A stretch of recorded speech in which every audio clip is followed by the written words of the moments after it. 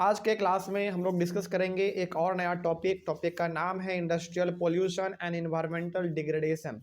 इसके पहले तक हम लोगों ने पूरी तरीके से जो भी डिस्कस किया, क्या हर चीज़ समझ में आया आपको? बिल्कुल सही। आगे हम लोग डिस्कस करेंगे आज इस टॉपिक को, देखा जाए इस टॉपिक में क्या खास बात कहा गया है।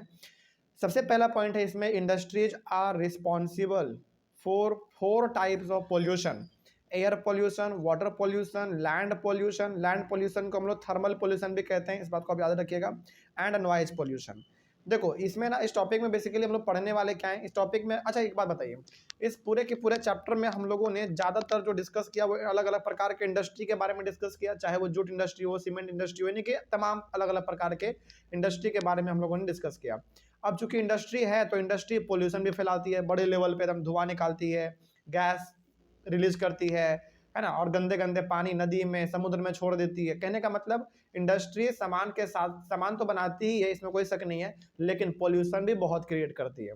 तो उस पोल्यूशन के बारे में हम लोग पढ़ेंगे और किस तरीके से हमारा इन्वायरमेंट खराब हो रहा है। डिग्रेडेशन का मतलब इन्वायरमेंट किस तरीके से खराब हो रहा है, किस तरीके से बर्बाद हो रहा है, कैसे नष्ट हो रहा है, सब चीज़ एक ही चीज़ है, सब एक ही चीज़ है। तो कैसे ये सब चीज़ हो रहा है, इन्हीं सब चीज़ों के बारे में हम लोग डिस्कस करेंगे। तो यहाँ पे पहले पॉइंट में ये कहा जा रहा है कि इंडस्ट्रीज 4 प्रकार के पोल्यूशन को लेकर रिस्पॉन्सिबल है। मतलब कि 4 प्रकार का जो पोल्यूशन हमारा फैलता है, इन चारों प्रकार के पोल्यूशन को फैलाने में जो सबसे बड़ा हाथ है यदि किसी का, तो वो इंडस्ट्रीज का है। जैसे आपका हो गया air pollution, water pollution, land pollution and noise pollution. ठीक है, ये 4 अलग अलग प्रकार के पोल्यूशन है जिनको फैलाने में इंडस्ट्री का बहुत बड़ा रोल है। ठीक है, यानी कि इसके पीछे जो सबसे बड़ा जिम्मेदार है देखो ये है, तो वो इंडस्ट्री है। चलो अब इन सब के बारे में एक एक करके डिस्कस करते हैं। पहला आपका है एयर पोल्यूशन। एयर पोल्यूशन का सिंपल सा मतलब है कि जो हमारा हवा है, हवा यदि गंदा हो जा रहा है सिंपल सा, तो वो हमारा एयर पोल्यूशन कहलाता है। तो air pollution is caused by gases such as sulphur dioxide and carbon monoxide which is produced by various industries. यानी कि एयर पोल्यूशन जो ज़्यादातर होते हैं ना, वो 2 प्रकार के गैसों से होता है। पहला होता है आपका सल्फर डाइऑक्साइड और दूसरा है कार्बन मोनोऑक्साइड। ये दो ऐसे गैस हैं जिसके वजह से हमारा एयर ज़्यादा पोल्यूट हो रहा है, और ये दोनों प्रकार का गैस अलग अलग प्रकार के इंडस्ट्री रिलीज करती है, अपने सामानों को बनाती है, तो इस प्रकार के गैसें वो भी रिलीज करती हैं। ठीक है, आगे gases contain both solid as well as liquid particles like dust and smoke. कहने का मतलब ये जो आपका बेसिकली एयर पोल्यूशन है, जो गैस है, इसमें दोनों प्रकार का चीज़ है, solid as well as liquid. Solid का बात करें तो आपका डस्ट हो गया, और लिक्विड का बात करें, बेसिकली लिक्विड ना एक तरीके से मतलब स्मोक ही है, लेकिन स्मोक को आप ज़्यादातर लिक्विड ना कह के आप इसको धुआं कह सकते हैं। लेकिन हाँ, लिक्विड के फॉर्म में आपका इसमें ये वाटर वेपर भी है। हालांकि वाटर वेपर पोल्यूशन का कोई बड़ा रीजन नहीं है, लेकिन कई बार वाटर वेपर के कारण भी हमारे नाकों में गंदगी चली जाती है। तो कहने का मतलब यहाँ पे यह है कि गैस में हमारा दोनों चीज मिला हुआ रहता है, लिक्विड के साथ साथ सॉलिड भी, और गैस तो अपना है ही खैर। ठीक है, आगे smoke is produced by chemical industries, paper industries, refineries and smelting plants. तो स्मोक जो है बेसिकली यानी कि जो धुआं है, जो कि बहुत ही जहरीला होता है, तो वो जहरीला धुआं अलग अलग प्रकार के इंडस्ट्री रिलीज करती है, जैसे केमिकल हो गया, पेपर इंडस्ट्री हो गया, रिफाइनरीज हो गया, और स्मेल्टिंग प्लांट का मतलब जहाँ पे सामानों को पिघलाया जाता है, तो वहाँ से भी बहुत ही जहरीले धुएं निकाले जाते हैं। Smoke is also produced by the burning of fossil fuels in small and big factories that ignore pollution norms। यानी कि स्मोक और कैसे फैलता है, स्मोक फॉसिल फ्यूल्स को जलाने से भी फैलता है, जैसे छोटे लेवल पे आप जलाओ या फिर बड़े लेवल पे जलाओ, जैसे आपका कोल हो गया, पेट्रोलियम में आपका डीजल, पेट्रोल, केरोसिन, इन सभी से भी हमारा बहुत ज़्यादा स्मोक निकलता है। ठीक है, और यहाँ पे जरा सा भी पोल्यूशन के ऊपर ध्यान नहीं दिया जाता, एकदम अंधाधुंध जो करना आप करते जाओ बस। ठीक है, किसी प्रकार का इसमें कोई रोक टोक नहीं होता है इनके ऊपर। हालांकि गवर्नमेंट रोक लगाती है, लेकिन कब तक गवर्नमेंट ध्यान देगी भाई, आपको खुद से रिस्पॉन्सिबल बनना पड़ेगा। आगे toxic gas can be very dangerous with long term effects. देखो ये जो गैस होते हैं ना, बहुत ही जहरीले गैस, इनका असर तुरंत आपको नहीं दिखता है, लेकिन लंबे समय के बाद इसका असर धीरे धीरे आपको दिखना चालू हो जाता है, और अचानक आप फिर बीमार पड़ने लग जाते हैं। ठीक है, बहुत भयंकर इसका समस्या हो जाता है। Air pollution adversely affects human health, animals, plants, buildings and the atmosphere. तो जो एयर पोल्यूशन है, ये किसको किसको नुकसान पहुंचाता है? लगभग हर किसी को, चाहे वो ह्यूमन बींग हो, चाहे एनिमल हो, प्लांट हो, बिल्डिंग हो, और बिल्डिंग के ऊपर तो खास करके नए नए घर बनते हैं, पोल्यूशन की वजह से काले पड़ जाते हैं, इस तरीके का। और एटमॉस्फेयर तो हमारा बर्बाद हो ही रहा है, ठीक है। तो ये एयर पोल्यूशन के बारे में कुछ इंपॉर्टेंट पॉइंट यहाँ पे लिखे गए थे, ठीक है। आगे बढ़ते हैं, अगला है आपका वाटर पोल्यूशन। वाटर पोल्यूशन का सिंपल सा मतलब है, यदि आपका पानी गंदा हो जा रहा है तो आपका वाटर पोल्यूशन है। इसमें लिखा हुआ है पहला point, water pollution is caused by organic and inorganic industrial waste. कहने का मतलब यह है, आपने अच्छा एक बात हमने आपको बताया था कि हमारे जो केमिकल इंडस्ट्री है ना, वो दोनों प्रकार के केमिकल बनाते हैं, ऑर्गेनिक के साथ साथ इनऑर्गेनिक, मतलब कि बहुत ही शुद्ध तो बहुत ही जहरीला भी बनाते हैं। तो उस प्रकार का यदि वेस्ट, ऑर्गेनिक के साथ साथ इनऑर्गेनिक वेस्ट यदि इंडस्ट्री रिलीज कर देती है डायरेक्टली पानी में, तो हमारा पानी गंदा हो जाता है, ठीक है। आगे, the main culprits in this pollution are paper industry. Culprits का मतलब दोषी, ठीक है। तो इसमें जो मेन दोषी है, जो बहुत बड़ा रिस्पॉन्सिबल है इसके पीछे, वो है आपका paper industry, chemical industry, textile industry and petroleum refineries. तो ये ऐसे कुछ इंडस्ट्री हैं जो कि अपना वेस्ट मटेरियल डायरेक्टली पानी में बहा देते हैं, और पानी में बहा देने की वजह से वाटर पोल्यूशन बहुत ज़्यादा फैलता है, ठीक है। आगे बढ़ते हैं, हमारे बड़े बुजुर्ग कहते हैं, बड़े बुजुर्ग क्या, हमारी किताबों में भी ऐसा लिखा हुआ है, यानी कि हमारे शास्त्रों में ऐसा लिखा गया है कि आज से 300 साल पहले, 400 साल पहले मतलब कि नदी का पानी लोग सीधा गिलास से उठाते थे और सीधा पी लेते थे, क्योंकि वो बहुत ही शुद्ध होता था। उस समय पे उतना पोल्यूशन नहीं था। लेकिन आज आप मात्र एक गिलास पानी अपने नदी का पी के देखो, तुरंत आप बीमार पड़ जाओगे। क्यों? क्योंकि बहुत ज़्यादा उसमें कीटाणु के साथ साथ बहुत ज़्यादा पोल्यूशन भी है, ठीक है। तो ऐसा क्यों हो पा रहा है? ये सबके पीछे कहीं ना कहीं हम ही लोग रिस्पॉन्सिबल हैं, ठीक है।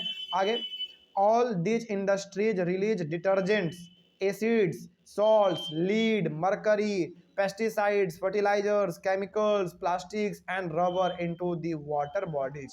तो ये सबका सब इंडस्ट्री क्या करता है, सीधे सीधे एकदम डायरेक्टली, चाहे वो डिटर्जेंट हो, डिटर्जेंट मतलब सरफ, ये हो, एसिड हो, salt, lead, mercury, pesticide, fertiliser, मतलब हर प्रकार का केमिकल, प्लास्टिक, रबर, हर चीज जो लोग पानी में डायरेक्टली बहा देते हैं, ठीक है, जिसके वजह से हमारा पानी गंदा हो रहा है। आगे बढ़ते हैं, फिर ये हो गया आपका वाटर पोल्यूशन। उसके बाद है थर्मल पोल्यूशन। थर्मल पोल्यूशन का मतलब क्या समझना है आपको, हमने अभी आपको बताया था, लैंड पोल्यूशन, सिंपल सा। लैंड पोल्यूशन बोले या फिर थर्मल पोल्यूशन बोले, दोनों का मतलब आपको सेम समझना है। देखते हैं क्या है थर्मल पोल्यूशन, यानी कि लैंड पोल्यूशन। इसमें पहला पॉइंट कहा जा रहा है, thermal pollution of water is caused when hot water from factories and thermal power plants is release into rivers and ponds before cooling. अब देखो, थर्मल पोल्यूशन का मतलब आप क्या समझते हैं, सिंपल सा लैंड, और लैंड के ऊपर ही तो आपका पानी होता है ना। तो कहने का मतलब यह है कि जमीन के ऊपर जो पानी है आपका, उस पानी को गंदा करने में जो सबसे बड़ा हाथ है ना, यानी कि उसको बर्बाद करने का सबसे बड़ा हाथ है, वो फैक्ट्री का है। फैक्ट्री बेसिकली करता क्या है ना, फैक्ट्री में जो भी बहुत ही हॉट वाटर मतलब कि जो वेस्ट प्रोडक्ट है, और वो जो कि बहुत गर्म रहता है और वो लिक्विड के फॉर्म में, उसको बिना ठंडा किए पानी में डायरेक्टली बहा देते हैं लोग, ठीक है। अब आप खुद सोचो, यदि आप पानी में गर्म पानी छोड़ रहे हो, बल्कि वो बहुत ही जहरीला पानी है, तो ऑब्वियस ये बात है, जो जानवर हमारे पानी में हैं, मतलब कि जानवर मतलब यहाँ पे एक्वेटिक एनिमल, सिंपल सा, मछली, ये सब, केकड़ा, ये सब, तो वो उसका तो जान चला जाएगा। पहली बात, जान तो जा ही रहा है, साथ ही साथ हमारा पानी भी गंदा हो रहा है। तो ये भी हमारा थर्मल पोल्यूशन का ही एग्जाम्पल है। इसमें वाटर का जिक्र आ गया, तो इसको वाटर पोल्यूशन मत समझिएगा, बस समझ आ रही है। वाटर पोल्यूशन भी है हमारा, ठीक है, लेकिन इसको हम लोग थर्मल पोल्यूशन में ही कैलकुलेट करते हैं।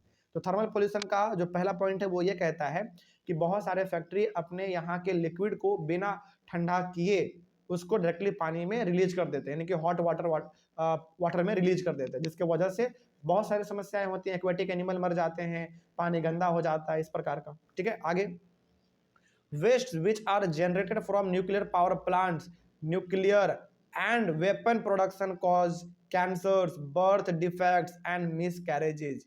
देखो, वो वेस्ट जो कि न्यूक्लियर पावर प्लांट से निकलते हैं, या फिर न्यूक्लियर से निकलता है, या फिर जहां पे वेपन बनते हैं, हमारे बंदूक ये सब बनते हैं, वहां के जो वेस्ट होते हैं ना, उन सभी को पानी में बहा देने की वजह से, या फिर उस वेस्ट को जमीन पे फेंक देने की वजह से क्या होता है, लोगों को कैंसर हो जाता है, क्योंकि बहुत ही खतरनाक केमिकल इस्तेमाल होते हैं उसमें, ठीक है।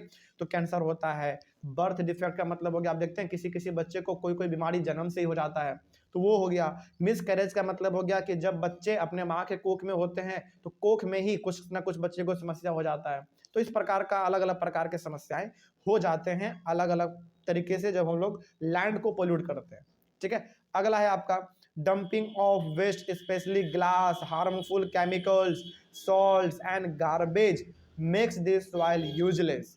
अब देखो कई बार क्या होता है ना, हम लोग अपने घरों में जो शीशा टूट जाता है गलती से, उसको हम लोग ज़मीन में दफन कर देते हैं, है ना। तो ज़मीन में दफन करना ग्लास को, फिर से केमिकल को ज़मीन में डाल देना। सॉल्ट्स मतलब वो नमक नहीं जो हम लोग खाते हैं, सॉल्ट्स का मतलब केमिकल भी होता है इसमें, ठीक है। आपने पढ़ा चैप्टर साइंस में, हमने आपको पढ़ाया acid base and salt.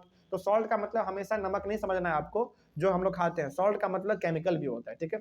Basically chemical हो गया आपका, ग्लास हो गया, कचड़ा हो गया, इन सभी को यदि हम लोग ज़मीन में डायरेक्टली दफन करते हैं तो इससे हमारा ज़मीन खराब होता है, यानी कि लैंड पोल्यूशन फैलता है, ठीक है, जो कि बहुत ही गलत चीज़ है। आगे, it also affects ground water, underground water. अब ऑब्वियस सी बात है, आपका जमीन ही खराब हो रहा है तो जमीन के नीचे जो पानी है वो तो ऑटोमेटिक खराब होगा, पोल्यूट तो होगा ही। तो इस वजह से हमारा लैंड भी धीरे धीरे खराब हो रहा है, यानी कि हम लोग भी इसको लगातार पोल्यूट करते जा रहे हैं, जो कि करना नहीं चाहिए। अगला इसमें एक लास्ट बच रहा है आपका नॉइज पोल्यूशन। नॉइज का सिंपल सा मतलब है, देखो यदि बहुत ज्यादा शोर होता है ना तो वो भी आपका क्या है, पोल्यूशन ही है, उसको हम लोग नाम दे देते हैं नॉइज पोल्यूशन। अब आप खुद सोचिए कि सबसे ज्यादा शोर कहाँ पे होता है, ऑब्वियस ही बात है फैक्ट्री के आजू बाजू होता है सबसे ज्यादा शोर, या फिर यदि कहीं पर कंस्ट्रक्शन का काम चलता है तो वहां पे शोर ज्यादा होता है। तो इसमें पहला पॉइंट कह रहा है, industrial and construction activities, machinery, factory equipment, generators and electric drills make a lot of noise. मतलब फैक्ट्री में काम हो रहा है या फिर इंडस्ट्री में काम हो रहे हैं, कहीं कंस्ट्रक्शन वाला काम है वो चल रहा है, मशीन चल रहा है, या फिर बड़े बड़े लेवल पे जनरेटर चलते हैं। कई बार तो सड़क को खोदने वाला जो इलेक्ट्रिक ड्रिल आता है जो जेसीबी में लगा हुआ होता है आगे, वो भी बहुत ज़्यादा शोर करता है। आपने देखा कुछ दिन पहले यहाँ पे आगे में जमीन कोड़ रहा था पाइपलाइन बिछाने के लिए, तो कितना ज़्यादा शोर आ रहा था, इतना ज़्यादा शोर था कि हम लोग उस दिन पढ़ भी नहीं पाए थे, है ना। तो कहने का मतलब यह है कि बहुत ज़्यादा शोर होने के वजह से हम लोगों को जो पोल्यूशन होता है उसी को हम लोग कहते हैं नॉइज पोल्यूशन, ठीक है। आगे, noise cause irritation, anger and stress. अच्छा, यदि मान लीजिए कि आपके घर के आगे, जैसा कि हम लोगों के उस दिन कोचिंग के आगे हो रहा था कि लगातार एकदम 1.5-2 घंटे से लगातार जमीन को कोड़ रहे थे, तो ज्यादा आवाज होने की वजह से हम लोगों को क्या हो रहा था, उस दिन इरिटेशन हो रहा था, गुस्सा आ रहा था, स्ट्रेस हम लोगों का बढ़ रहा था। तो ये सब नॉइज पोल्यूशन की वजह से हो जाता है, ठीक है। आगे, also noise can increase heart rate and blood pressure. इसीलिए आप कभी भी देखे होंगे जो इंसान ब्लड प्रेशर का समस्या होता है जिस इंसान को, या फिर जिस इंसान को हार्ट का प्रॉब्लम होता है, अक्सर वो लोग भारी भरकम जहां पे आवाज होता है ना उससे वो दूर रहते हैं। कभी भी आपने ऐसे इंसान को डीजे के सामने देखा है जो इंसान हार्ट का प्रॉब्लम से लड़ रहा हो या फिर जिनको ब्लड प्रेशर हो? नहीं, बिल्कुल नहीं रहते हैं, क्योंकि आवाज ज्यादा होने की वजह से ना उनका ब्लड प्रेशर बढ़ जाता है, उनका हार्ट अटैक भी आ सकता है, क्योंकि बहुत ही शोर होता है ना उसमें। तो इससे ये सब चीज उनको बचना पड़ता है। तो ये हो गया हमारा नॉइज पोल्यूशन वाला टॉपिक भी कंप्लीट, कोई दिक्कत नहीं इसमें। चलिए आगे बढ़ते हैं फिर। अब ये तो हो गया हमारा noise pollution, water pollution, land pollution, air pollution, ठीक है। लेकिन इन सभी को रोकना भी तो हम लोगों को जरूरी है। तो अब हम लोग डिस्कस करेंगे अगला टॉपिक, और इस चैप्टर का जो सबसे लास्ट टॉपिक होगा वो है कंट्रोल ऑफ एनवायरमेंटल डिग्रेडेशन। अच्छा एक बात बताइए, पोल्यूशन जो आपने 4 प्रकार का पढ़ा, इन चारों प्रकार के पोल्यूशन से हो क्या रहा है, हमारा एनवायरमेंट ही तो खराब हो रहा है, सिंपल सा। तो इस खराब होते हुए एनवायरमेंट को हम लोग कैसे बचा सकते हैं, यानी कि किसको कैसे कंट्रोल कर सकते हैं। देखो आप बचा तो नहीं सकते हैं, बिल्कुल नहीं बचा सकते हैं आप, लेकिन कुछ हद तक कम तो कर सकते हैं, कंट्रोल तो कर सकते हैं। तो कंट्रोल कैसे कर सकते हैं, चलिए उसी के बारे में हम लोग डिस्कस करते हैं। तो नेक्स्ट टॉपिक है आपका कंट्रोल ऑफ एनवायरमेंटल डिग्रेडेशन। तो यानी कि जो एनवायरमेंट हमारा लगातार खराब हो रहा है पोल्यूशन के वजह से, उसको कैसे कंट्रोल किया जा सकता है, देखा जाए। पहला पॉइंट है, every litre of waste water released by our industry pollutes 8 times the quantity of fresh water. ये ना स्टेटमेंट बहुत तगड़ा है, बहुत इंपॉर्टेंट है। इसमें यह कहा गया है कि मान लीजिए कोई एक इंडस्ट्री है जो अपने इंडस्ट्री से 1 लीटर वेस्ट वाटर जनरेट करती है, तो पता है 1 लीटर उसका वेस्ट वाटर हमारे 8 लीटर फ्रेश वाटर को खराब कर देता है। पता है क्यों? क्योंकि देखो वो 1 लीटर इतना गंदा लिक्विड होता है ना कि वो 1 लीटर मतलब काफी है आपके 8 लीटर फ्रेश वाटर को बर्बाद करने के लिए। बहुत इंपॉर्टेंट ये पॉइंट लिखा हुआ था। तो इसका कहने का मतलब ये है कि मान लीजिए कोई इंडस्ट्री है जो कि अपने इंडस्ट्री से 1 लीटर गंदा पानी छोड़ती है, वो 1 लीटर गंदा पानी हमारे 8 लीटर फ्रेश वाटर को खराब कर देगी, ऑब्वियस सी बात है, खराब कर देती है। आगे, some suggestions are given below to control air pollution, water pollution, thermal pollution and noise pollution. तो हमारे पास कुछ ऐसे सजेशंस हैं, कुछ ऐसे मेथड हैं, कुछ ऐसे तौर तरीके हैं जिसके वजह से हम लोग अलग अलग प्रकार के पोल्यूशन को बढ़ने से रोक सकते हैं। तो देखते हैं सबसे पहले देखेंगे टू कंट्रोल एयर पोल्यूशन, फिर देखेंगे टू कंट्रोल वाटर पोल्यूशन, उसके बाद फिर देखेंगे टू कंट्रोल थर्मल पोल्यूशन और फिर देखेंगे टू कंट्रोल नॉइज पोल्यूशन। इतना करने के बाद फिर चैप्टर हमारा पूरी तरीके से कंप्लीट हो जाएगा। चलिए एक एक करके डिस्कस करते हैं। सबसे पहले देखते हैं टू कंट्रोल एयर पोल्यूशन। हवा यानी कि एयर पोल्यूशन को आप लोग कैसे रोक सकते हैं, देखा जाए कुछ तरीके हैं। Air pollution can be reduced by fitting smog absorber like electrostatic precipitators, fabric filters, scrubbers and inertial separators. अब यहाँ पे देखो होता क्या है ना, एयर पोल्यूशन को कम करने के लिए हम लोग फिट कर देते हैं अपने गाड़ी में या फिर अपने फैक्ट्री में या फिर अपने घरों में स्मोक एब्जॉर्बर, मतलब कि ऐसा ऐसा इक्विपमेंट हम लोग फिट करते हैं जो कि एयर में बढ़ते हुए पोल्यूशन को कम कर देता है। बात समझिएगा इस चीज़ को। तो स्मोक एब्जॉर्बर जैसे आपका इलेक्ट्रोस्टैटिक प्रिसिपिटेटर एक ऐसा डिवाइस है जो कि एयर में फैले हुए पोल्यूशन को एब्जॉर्ब कर लेता है। फैब्रिक फिल्टर यानी कि ऐसा फिल्टर जो कि पोल्यूशन को कम कर देता है, उसको एब्जॉर्ब कर लेता है basically. Scrubber and inertial separators. अच्छा, कभी आपने देखा है कि जो 4 व्हीलर कार होते हैं या फिर जो आपका ऑटो होता है उन सभी में ना एक वो आता है, क्या कहते हैं उसको, एक सेपरेटर आता है जिसको कि ना हर 2-3 महीने पे साफ कराना पड़ता है। क्यों? क्योंकि उसमें बहुत ज़्यादा धूल जम जाता है। तो वो तरीके से क्या कर रहा है, वो आपके मशीन में जो एयर पोल्यूशन जा सकता है, जो आपके मशीन को गंदा कर सकता है, उसको बेसिकली वो अपनी ओर खींच लेता है और सारा धूल बालू जो भी होता है अपनी ओर उसको बैठा लेता है और हर आदमी को वो अपने गाड़ी में से निकाल के 2-3 महीने में उसको साफ कराना पड़ता है, नहीं तो आपका गाड़ी चलेगा ही नहीं फिर। तो कहने का मतलब यहाँ पे यह है कि एयर पोल्यूशन को कम करने के लिए आप हर जगह पर क्या कर दो, मतलब कि हर जगह पर पोल्यूशन मतलब स्मोक एब्जॉर्बर लगाओ। सिंपल सा, घर में भी लगाने वाला आता है, फैक्ट्री में भी आता है, गाड़ी में तो आता ही है खैर, ठीक है, इस प्रकार का।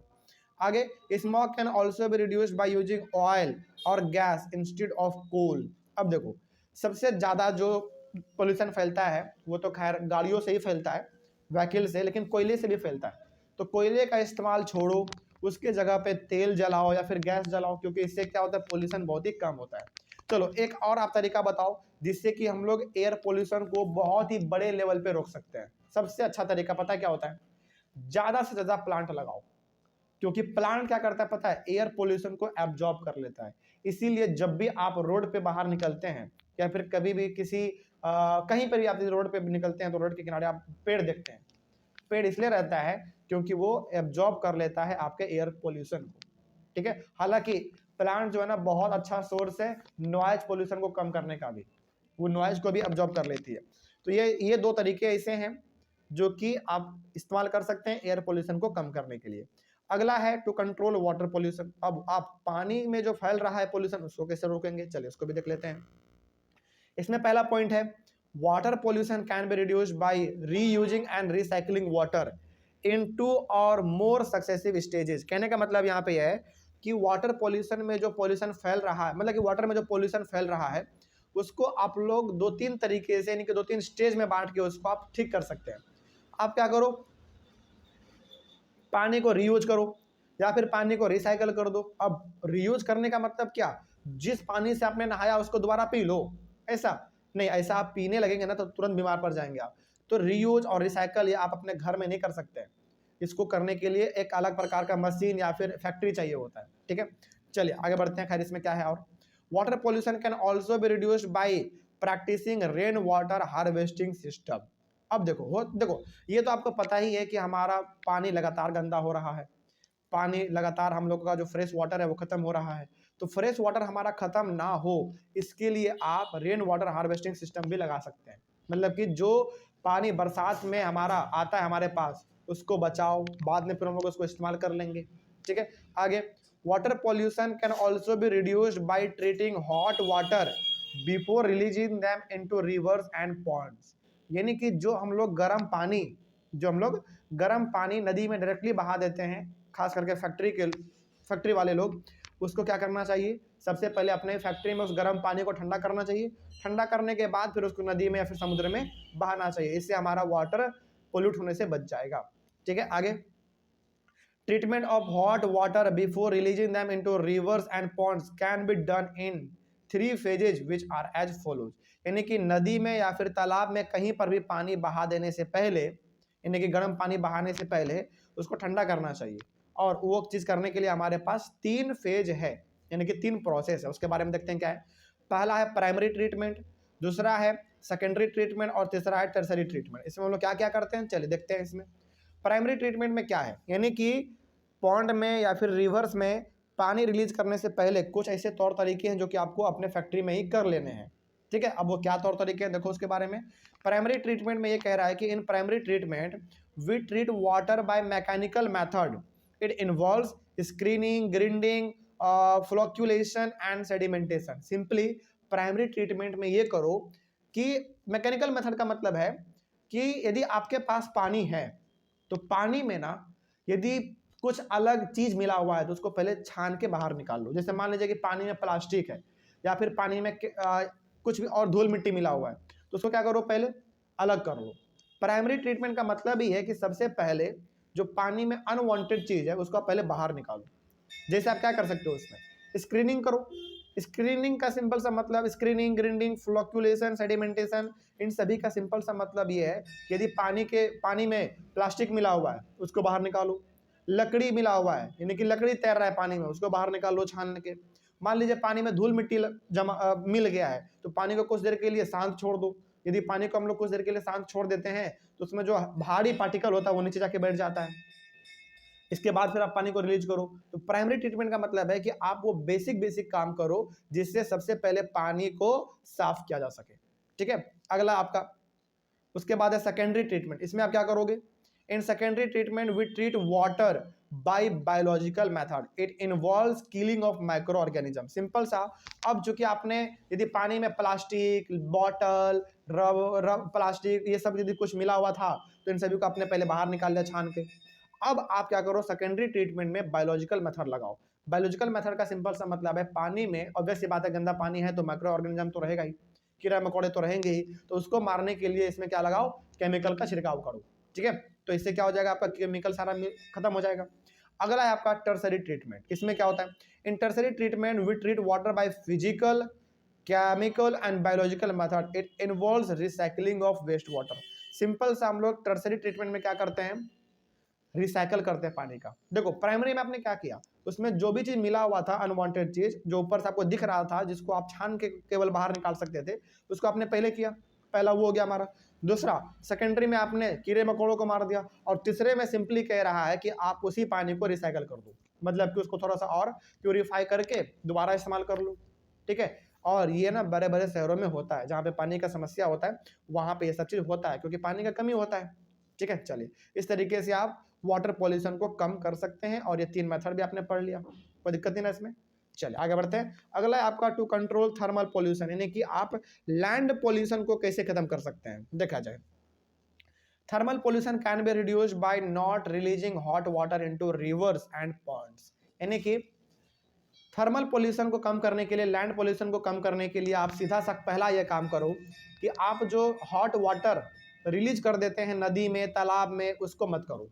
पहले उसको ठंडा कर लो फिर जाके उसको कहीं पर रिलीज करो, तो आपका जमीन बिल्कुल ठीक रहेगा, और जमीन के साथ साथ आपका जो पानी में जानवर है यानी कि जो एक्वेटिक एनिमल है वो भी सही रहेंगे, जी पाएंगे लंबे समय तक। अगला, thermal pollution can also be reduced by not dumping waste like glass, harmful chemical, salts and garbage. यानी कि ग्लास, केमिकल, सॉल्ट्स, केमिकल, कचरा, ये सब जो हम लोग डायरेक्टली जमीन में दफन कर देते हैं, गाड़ देते हैं, वो सब नहीं करना चाहिए, क्योंकि इन सभी से हमारा इन्वायरमेंट गंदा होता है, जमीन हमारा गंदा हो जाता है, बर्बाद हो जाता है। यदि ये सब चीज़ हम लोग नहीं करेंगे तो हमारा लैंड लंबे समय तक टिका रहेगा। ठीक है, चलिए ये कुछ ऐसे तरीके थे जिसके वजह से आप थर्मल पोल्यूशन को रोक सकते हैं, यानी कि लैंड पोल्यूशन को रोक सकते हैं। अगला और लास्ट है आपका नॉइज पोल्यूशन, यानी कि शोर सार नहीं होने दो ज़्यादा, बेसिकली नॉइज मत होने दो। तो noise pollution can be reduced by using silencer fitted generators in factories. यानी कि देखो अब ना हर फैक्ट्री में और हर मशीन में लगभग जो सबसे ज़्यादा आवाज़ करते हैं उसमें साइलेंसर आने लगा है। साइलेंसर का मतलब है कि वो ज़्यादा आवाज़ करता ही नहीं है। है ना। तो इस प्रकार का यदि आप इक्विपमेंट इस्तेमाल करते हैं बेसिकली साइलेंसर का, तो नॉइज कम होने की वजह से नॉइज पोल्यूशन कम फैलेगा, इससे हम लोग ठीक रहेंगे, उतना कोई समस्या भी नहीं होगा हमारा। ठीक है, अगला, noise pollution can also be reduced by using noise absorbing material. देखो बेसिकली ना, अच्छा एग्जाम्पल इसका हम आपको देते हैं। कभी आप सिनेमा हॉल गए हैं, सिनेमा हॉल में आपने अक्सर देखा है कि वहां का जो बैठने वाला कुर्सी होता है ना, जिसपे आप बैठ के सिनेमा हॉल मतलब कि सिनेमा देखते हैं, वो अक्सर गद्देदार होता है। आपने गौर किया होगा इस बात को। या फिर कभी आपने ये भी देखा होगा कि जो नीचे फर्श पे बिछा हुआ रहता है वो कारपेट बिछा हुआ रहता है। अक्सर सिनेमा हॉल में, अधिकतर सिनेमा हॉल में जब आप जाते हैं तो बैठने का जो कुर्सी होता है वो बहुत ही गद्देदार होता है, पहला बात। फर्श में जो कारपेट बिछा रहता है वो भी थोड़ा सा मोटा ही होता है। उसके बाद आपने एक चीज और गौर किया होगा कि जो सिनेमा हॉल का दीवार रहता है ना, उस दीवार में एक अलग ही प्रकार का मटेरियल चिपका हुआ रहता है। आपने कभी गौर किया इन सब चीजों को? वो सब क्या है? वो सब ऐसे मटेरियल हैं जो नॉइज को एब्जॉर्ब करते हैं।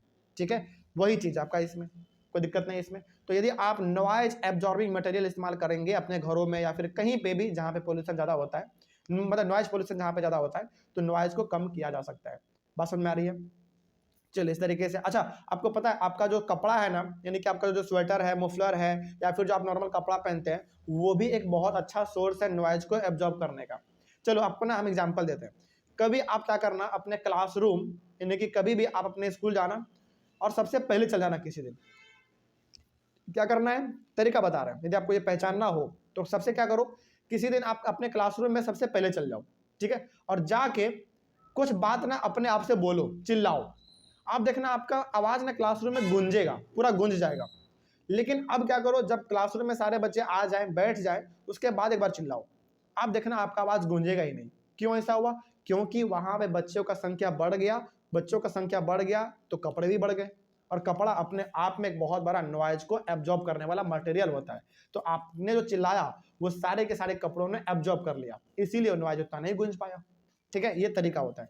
तो बेसिकली कहने का मतलब यह है कि यदि आप अलग अलग जगहों पर नॉइज एब्जॉर्बिंग मटेरियल इस्तेमाल करेंगे तो आपको नॉइज पोल्यूशन आप रोक सकते हैं बेसिकली। ठीक है, चलिए इस तरीके से ये टॉपिक भी हमारा कंप्लीट हुआ। टॉपिक के साथ ये चैप्टर भी हमारा पूरी तरीके से कंप्लीट हो गया, कोई दिक्कत नहीं इसमें।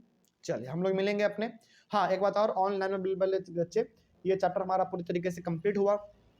कहीं पर किसी टॉपिक में दिक्कत रहा होगा तो आप लोग एक बार कमेंट कीजिएगा। हम लोग मिलेंगे अपने अगले वाले क्लास में। Thank you very much and have a nice day.